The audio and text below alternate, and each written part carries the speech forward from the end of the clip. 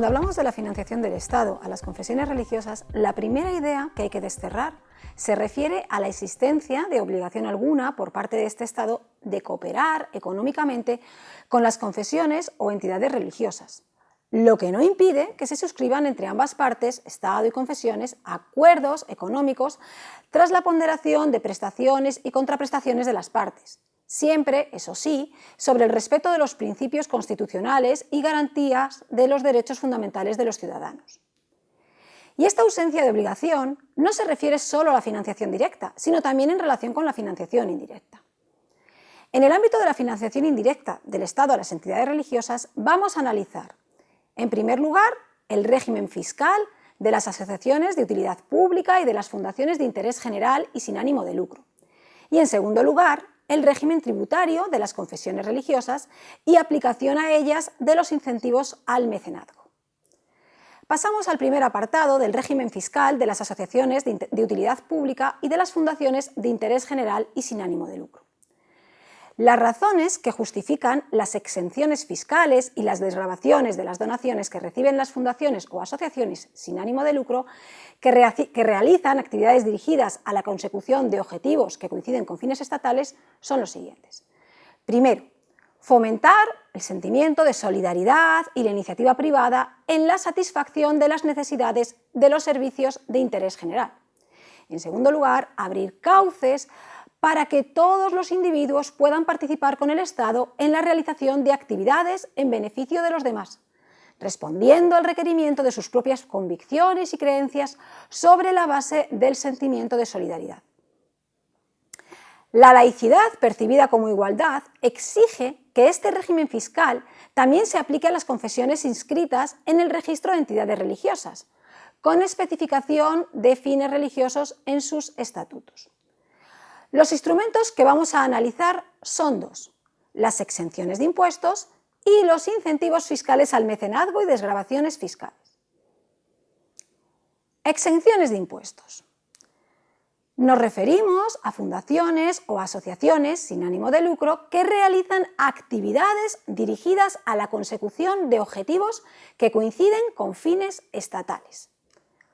No tendría sentido que tuvieran que soportar una carga impositiva, ya que la finalidad del impuesto es financiar el coste de ese servicio.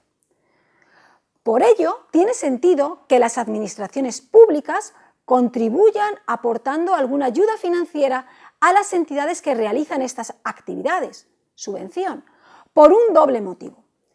Primero, para fomentar la participación de todos los ciudadanos en la realización de actividades que encauzan el ejercicio de su derecho de libertad de conciencia. El segundo motivo es para evitar que quienes realizan la prestación del servicio tengan que soportar, además, en sus gastos de financiación, lo que se traduciría en una discriminación negativa y, por ello, en un obstáculo al ejercicio de un derecho fundamental. Tendremos en cuenta la ley de mecenazgo, sin perjuicio de acudir a otra normativa si es preciso. Las exenciones fiscales pueden presentarse en los impuestos estatales, ya sean directos o indirectos, y en los impuestos municipales. En los impuestos estatales, consideramos en primer lugar los impuestos directos y de renta. Analizamos el impuesto de sociedades. De acuerdo con el artículo 3.2 de la Ley del Impuesto de Sucesiones y Donaciones, los incrementos de patrimonio de las personas jurídicas obtenidos a título sucesorio o a título gratuito inter vivos no están sujetos a este impuesto de sucesiones y donaciones y se someterán al impuesto de sociedades, cuyo hecho imponible es la obtención de renta cualquiera que fuese su fuente y origen, artículo 4 de la Ley del Impuesto de Sociedades. Según el artículo 5 de la Ley de Mecenazgo, en relación con las exenciones del impuesto de sociedades aplicable a las entidades sin ánimo de lucro de interés general, la ley establece que será de aplicación subsidiaria, la ley del impuesto de sociedades será de aplicación subsidiaria en relación con la ley de mecenazgo. La exención no es total, sino parcial.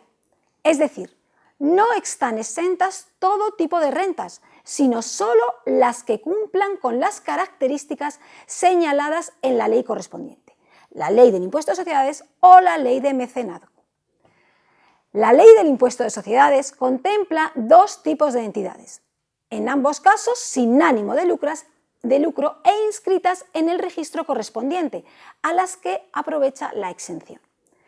El primer tipo de sociedades son aquellas a las que les sean de aplicación la exención de la ley del impuesto de sociedades por reunir los requisitos exigidos en ella. El segundo tipo de sociedades son aquellas que no reúnen esos requisitos y a las que hay que aplicar la exención prevista en la ley del impuesto de sociedades en relación con las rentas que reúnan los requisitos enumerados en ella en el apartado 3.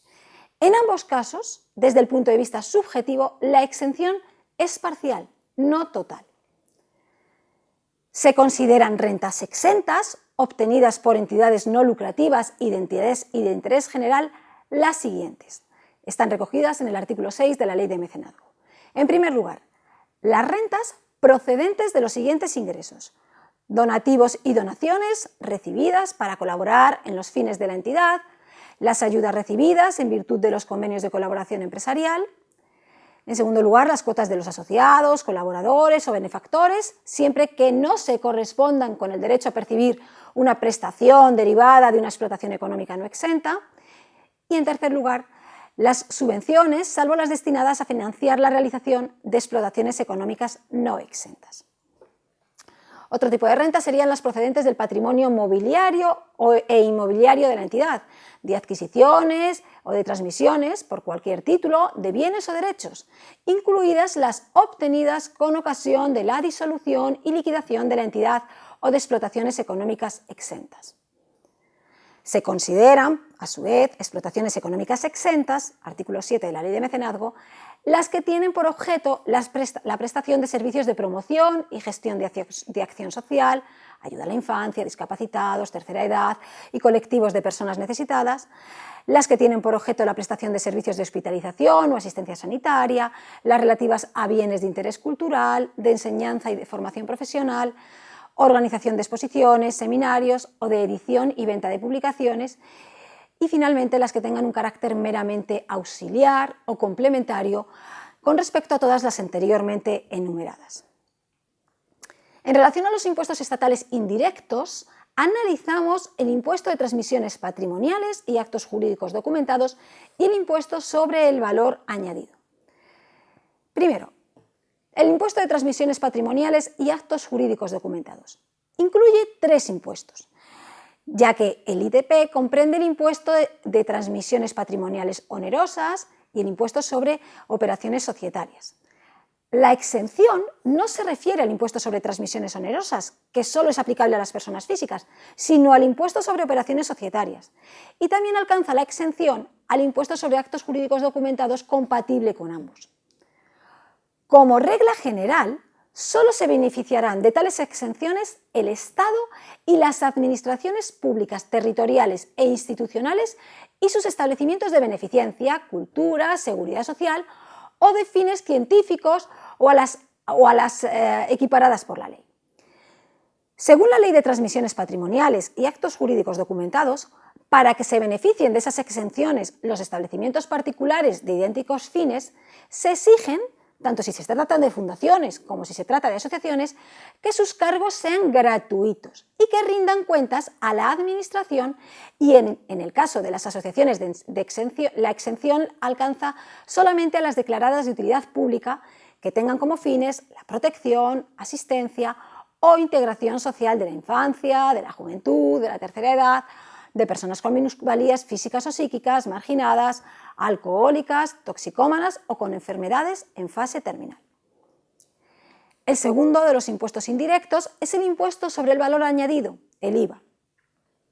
Al tratarse de un impuesto real, no personal, en el caso del IVA, las exenciones hay que referirlas a las operaciones de bienes y servicios, siempre que sean realizadas por empresas o profesionales, ya que las realizadas entre particulares estarían sometidas al impuesto sobre transmisiones patrimoniales onerosas, que es incompatible con el IVA.